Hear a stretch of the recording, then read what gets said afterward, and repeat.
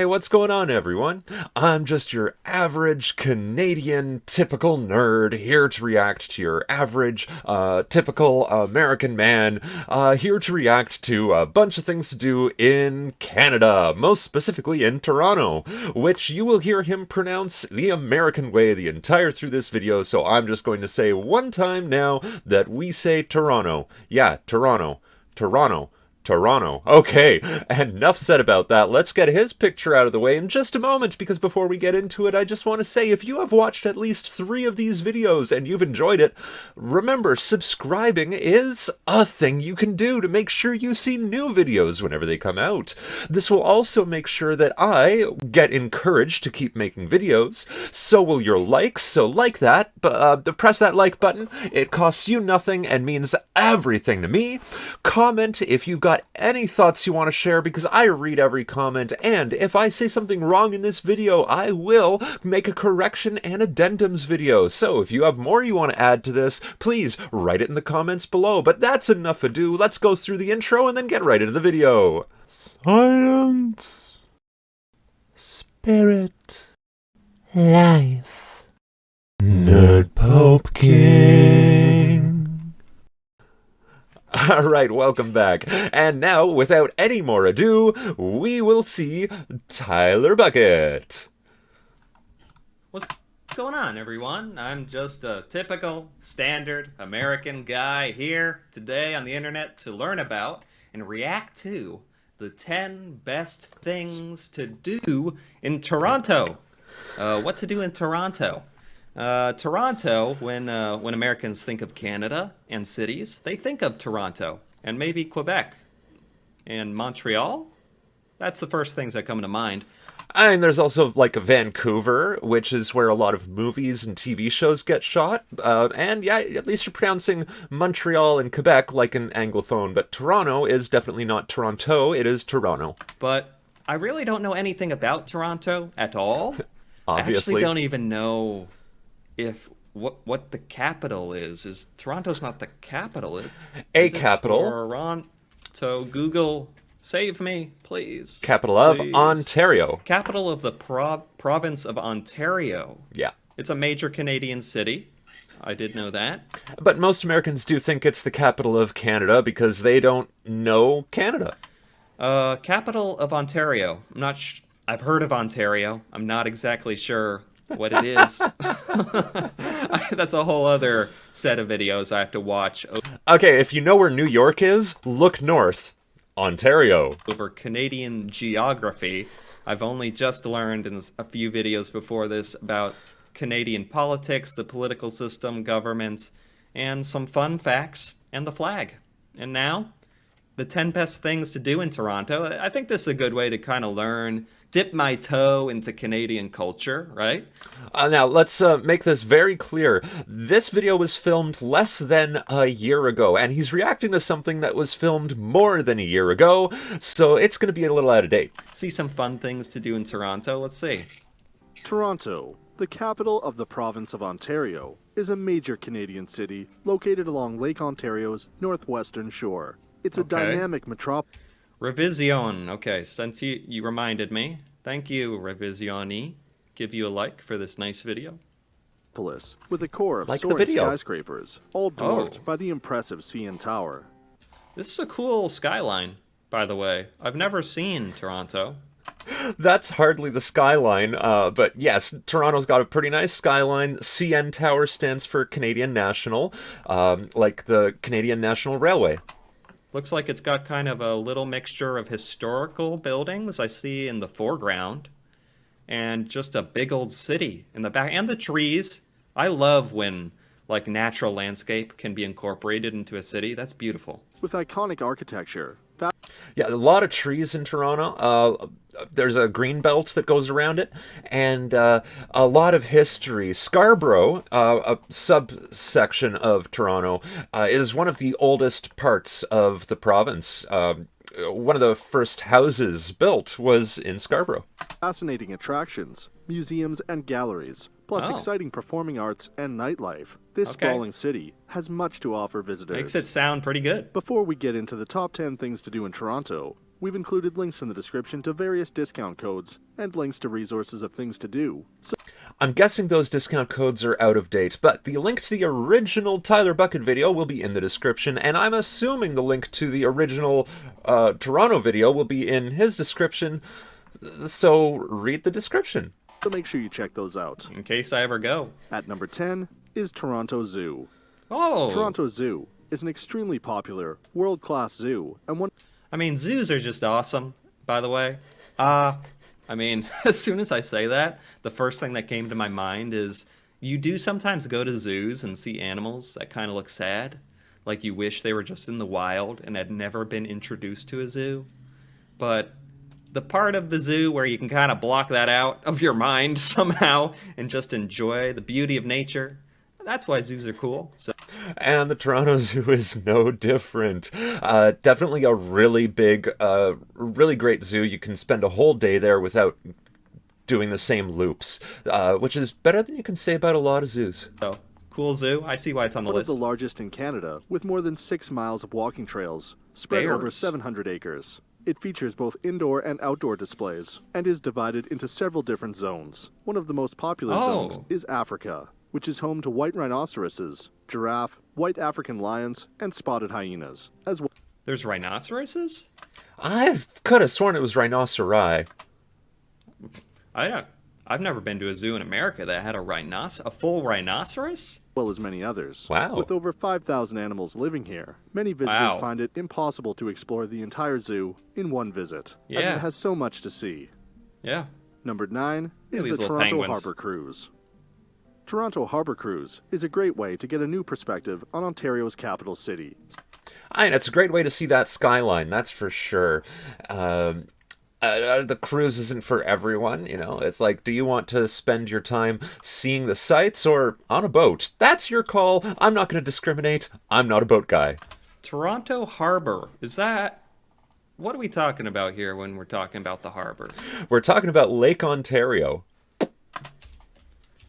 Like, does it span the full city? How significant is this? It's a section that is part of the whole city span, yes. There are a lot of different docks and places that could be considered harbor-ish, but the harbor itself is kind of big. Oh, here we go. Maybe this? Maybe the map? Toronto Harbour Lighthouse. I want to visit there. The lighthouse. Marina offices. Okay. So it's the entire sort of southeastern side here, south side. Okay. So the important thing for me to understand here is that the city is on the coast of this harbor. It has a whole, body of water. I believe the shore of the lake rather than the coast of the water would be the correct terminology. But hey, I'm a nerd, whatever. Seeing towering... That may seem obvious to Canadians and people living in Toronto, but believe me, it is not obvious to me. I don't know anything, and I am perfectly able to admit it. Skyscrapers and famous sights from the water. Visitors can take a boat tour from the harbor and sail around the group of 15 islands. 15 islands? Really? This is cool. I had no idea it had like a whole sea aspect to it. And this would be such a fun way to like make a day out of this or something. There's a whole sea aspect where you can see Toronto from the water and do things in the water. Interconnected by pretty pathways and bridges. Pretty cool. And home to a 200-year-old lighthouse and a trout pond. The lighthouse! Yes. Now I gotta see the lighthouse. I'll make it my mission. I'll go to Canada just to see that lighthouse and then just go home. Yeah. If you're going to go to Toronto, you got a whole lot of other things you want to do rather than just see that lighthouse. Mission accomplished. With fantastic views and brilliant photographic opportunities, it's the best way to soak up the city. Yeah, that's fun. At number 8 is Casa Loma. This is an awesome castle. It looks kind of like a modern castle. I don't know why. Because the tower there has such like right angles almost. Almost like a Minecraft castle. This was an artistic passion, and it is art on the inside and on the outside. The gardens are fantastic, the architecture is beautiful, and the decorations on the interior, the painting, the molding, mwah. If you like buildings and you like art and history, Casa Loma, totally worth it. In regards to the harbor, I just want to jump back a second. 15 islands? Yeah, okay. If you like islands, though, you probably want to go to Kitchener, where you've got the Thousand Islands. Moving on. Would look. Made of blocks. It's very cool. Did I say Kitchener? I meant Kingston. It's not like an old, rocky, ugly castle. It's very beautiful. Located about 3 miles north of downtown Toronto, Casa Loma is a Gothic Revival-style castle. It was constructed from 1911 to 1914 as a... Casa Loma, and it's in this forest part of Toronto. This would be awesome. Also known as the Green Belt, but yes, great gardens. To visit. Whole day. What a landmark. residence for financier Sir Henry Palat, and is one of the most... I'm sorry, what did he in say? 1914, as a residence for financier Sir Henry Palat, and is one of the most unique pieces of architecture in the city. Yeah. The castle is now a museum, complete with decorated suites, towers, gardens, stables, and secret passages. We can go As inside? visitors step back in time and Yes. wander the hallways and rooms of the elegant Casa Loma, self-guided audio tours are available in 8 different languages. Self-guided? The type where you get like well, it used to be a Walkman and a cassette, and you'd push the button and put on little headphones. Nowadays, I think they're doing MP3 players. They kind of let you get the experience of wandering around this Gothic castle. Maybe you find a secret passage? Maybe by They're part of the tour. accident? Or maybe it's on purpose. Is it part of the tour where they make you think you found a secret passage? I wouldn't fall for it. I'd find the real secret passage. Not quite that You can't tricky. fool me, Casa Loma. Is that the name? Casa Loma. Okay, got it. No, this thing is very cool. Number 7 is the Toronto Botanical Gardens. Okay. The Toronto Botanical Gardens is a great spot for visitors and families of all ages, as it Very offers true. free admission to the grounds and gardens. Oh, it's free. Say no more. We're talking about free stuff? Say no more. Okay. Casa Loma, not exactly free, especially if you want the audio tour.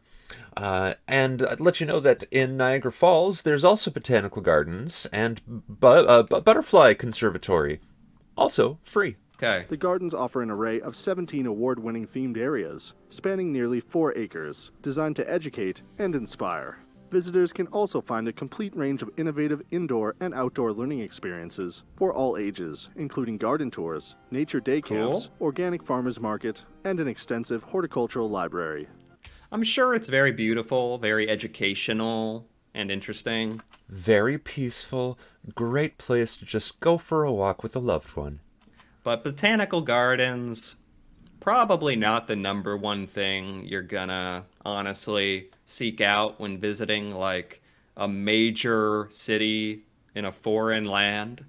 Well, that's the kind of thing I'd go for. Like, when I was in Stevensville, Arizona, you better bet I went to the outdoor botanical gardens. Oh, wow, I took more pictures there than I did on my entire 2-week trip. Not that make Canada seem like some kind of far-off island in the middle of nowhere instead of literally next door. But probably not the first thing I'd go seeking out. No disrespect to the botanical garden.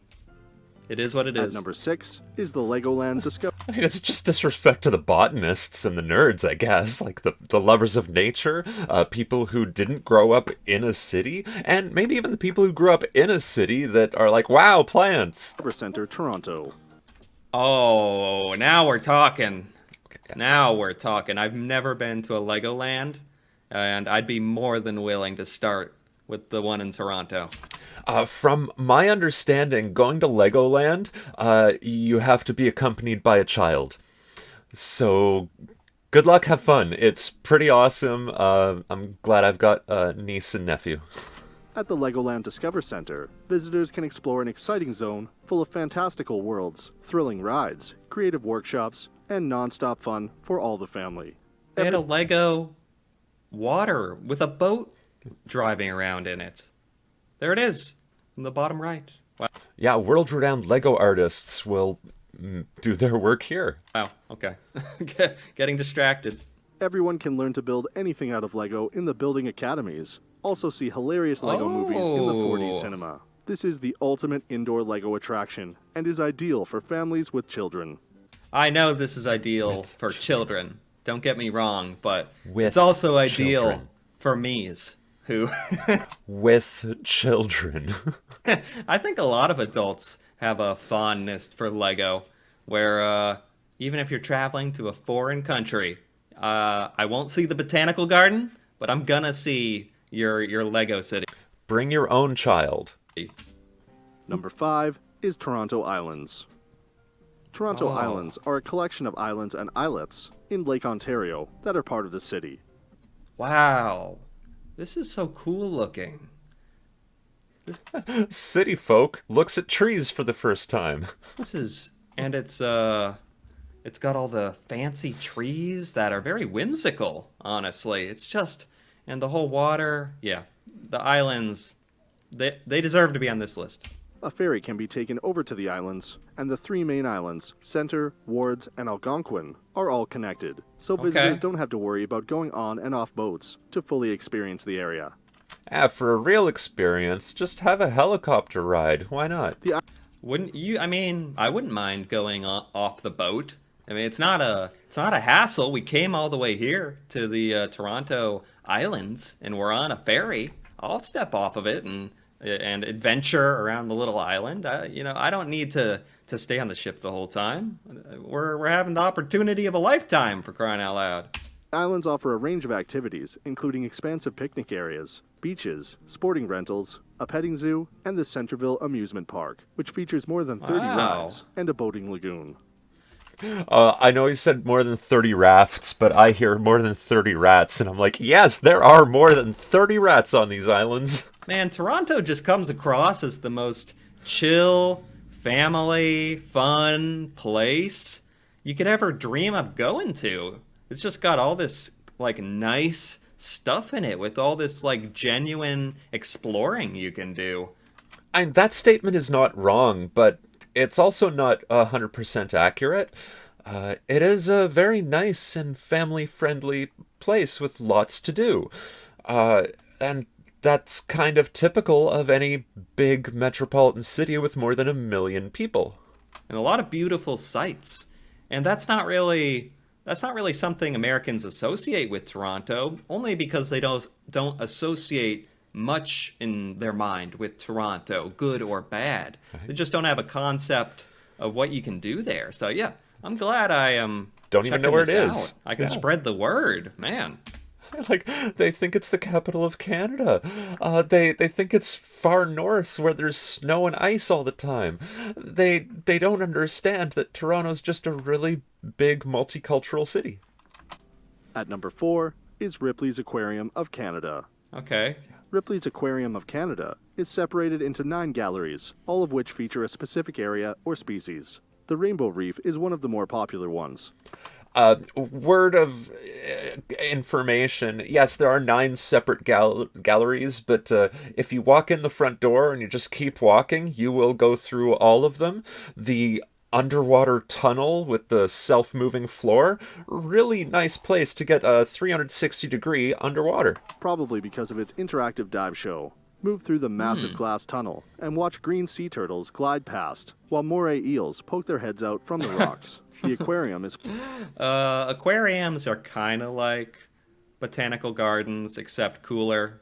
So I would probably check this. I would definitely check this aquarium out. They're just so cool. Oh, especially if you have kids with you. The undersea tunnel with the moving floor is a great place to just park yourself and have that little, like, 4-year-old sitting on your lap if you're stuck in a wheelchair because you just had a foot operation, and just have that kid go, wow, look, it's amazing. It's a great experience. Well, getting to see fish through glass like this, the only thing I would say is you can get an aquarium experience anywhere you go, any major city in many nations, so... True, but having been to many aquariums across North America, this one's got some special qualities to it. And if you like water and aquatic animals and museums, yes, do it. It's right downtown. It's by the Sleeman's Brewery and the convention centers. Totally do it. It's worth it. Oh, I'm not sure what makes this one unique enough. You don't know. You want to go check out that castle, that Gothic castle, or the islands, or, check out the city. If you really want to get to know a city, you have to spend at least 10 days there. Because if you're in there for just 2 days, well, you get your choice. Do you want to see the Ripley's Aquarium or Casa Loma or the islands? You can only choose 2 of them, and you bet you want to see the aquarium and Casa Loma. Maybe not so much the aquarium, no offense. It's home to marine and freshwater life from all over the world, including giant Pacific octopus, white-spotted bamboo sharks, southern stingray, and much more, for a great family day out. Yeah. Number 3 is Okay. the Royal Ontario Museum.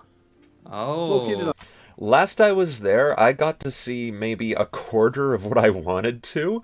That place is huge. The building itself is a museum. The architecture itself.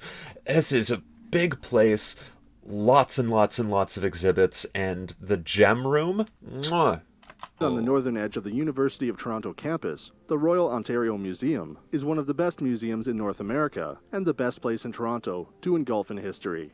One of the best in North America, okay. Now, see, a museum. Museums have things that are unique to that culture, that area. You can't go anywhere else in the world and find the things in this museum. Last I was there, the Egypt wing was magnificent. The China area was very special, and I'm talking like separated from the Chinese Communist Party type of special, like historically Chinese special. Wonderful place, and the dinosaur area is huge. So this would definitely be worthwhile checking out. The statues and stuff look awesome as well. You might want 2 days for it, though. The museum has a collection of over 6 million artifacts, many of What? which are displayed in its 40 separate galleries. You'd starve to die of starvation before you saw all 6 million artifacts. My God. You could spend your whole vacation getting lost in these artifacts. Okay. I'm sure some have. Like, if you're the type to read every plaque when you're in a museum, yeah, you're gonna take days to get through here. Galleries are based on natural history, while others are from around the world. In addition to having art and artifacts, the museum also has an extensive collection of dinosaur bones, minerals, and fine arts. That's cool. At number 2 is Very High cool. Park. Oh, High here we go. Park is Toronto's largest city park, with nearly 400 acres of green space. This is beautiful. Yeah. I don't know if there's anything to actually do in High Park, but it doesn't even matter. I'm sure there are things, but just look at it. There is architectural art. Absolutely worth walking around and enjoying a day in a park. It's like visiting Central Park in New York or something. It's just these awesome parks located in major cities. Even just to give you an opportunity to walk about is worthwhile. Offering gardens, playgrounds, walking trails, picnic areas, and a zoo. Recognized as one of the most significant natural sites in Toronto. Look at this little playground. They used to have little playgrounds. I'm getting a childhood flashback to these little playgrounds. I'd go all the way to Canada to this park and see this playground, and by God, I'd go on this playground. Okay, got a little got carried away there. Actually reminds me of San Francisco. There's a big park there that features Botanical Gardens and the Japanese tea house and the Japanese gardens. And honestly, I'll fly across the country just to get a cup of tea there. It's beautiful. But yeah, we had these things as kids. To be a child again. Over 1/3 of High Park remains in a natural state. A jewel in the city's park system, residents and visitors can enjoy its many attractions, playgrounds, and features year-round. It's very cool. And at number It 1 is. is the CN Tower. Oh. At 553 meters, the CN Tower is not only the tallest building in Toronto, but it is also the tallest freestanding building on the continent. The CN Wow. I didn't know. I did not know that. CN Tower. Never even heard of it. I don't know why. Longest freestanding structure in North America. I have a feeling that's not accurate, but I can't back it up with any evidence. I'm just thinking Empire State Building. But hey, I've never been to the Empire State Building, so what do I know? CN Tower has a revolving restaurant up top, and there's an elevator that takes you all the way up and down, and there's a staircase that you might vomit if you try to conquer. And you can travel to the top of it? This would be awesome. This probably does deserve #1 or that castle or one that I'm forgetting. This is awesome. CN Tower boasts the highest glass floor paneled elevator in the world, bringing visitors to the top in less than a minute. Once there are 4 observation areas to choose from. It's like a roller coaster, zipping you up into the sky in under a minute. Okay. Glass floor room, the lookout level, the revolving 360-degree restaurant, and the sky pod, all providing an amazing experience. Wow. Great view from up there. Dinner at the restaurant is a little bit pricey, but oh my, the view. If you like the finer things in life, that's worth a penny. So that sums up our top 10. Okay. Oh geez, a penny. Like, that's not even worth anything anymore. We got rid of the penny years ago. What am I'm old up here, I guess. Hey. Wow. That was a good video. That was very interesting. I basically went from having no concept at all of Toronto, and I still do feel like I don't have a firm grasp over just the general vibe of Toronto. You know, these are all major attractions. The vibe, that depends where you go in Toronto, because it is a big city with small neighborhoods throughout, traffic all the time, and lots of variety due to the multicultural nature of our nation. Major landmarks. I don't really know what the ordinary kind of out and about of Toronto feels and looks like. You know, the little restaurant on the corner, you know, that kind of thing. There's only one. I would want to learn more about some of those things. Maybe that's another video. But as far as major attractions go, this gave me a completely different view of Toronto. It seems awesome. It's beautiful. And it's weird. It's weird that Americans don't know more about things like this. But I can think of lots of major cities that I don't have a picture in my mind of what they have to offer. And these are the major tourist attractions that you might plan with a family.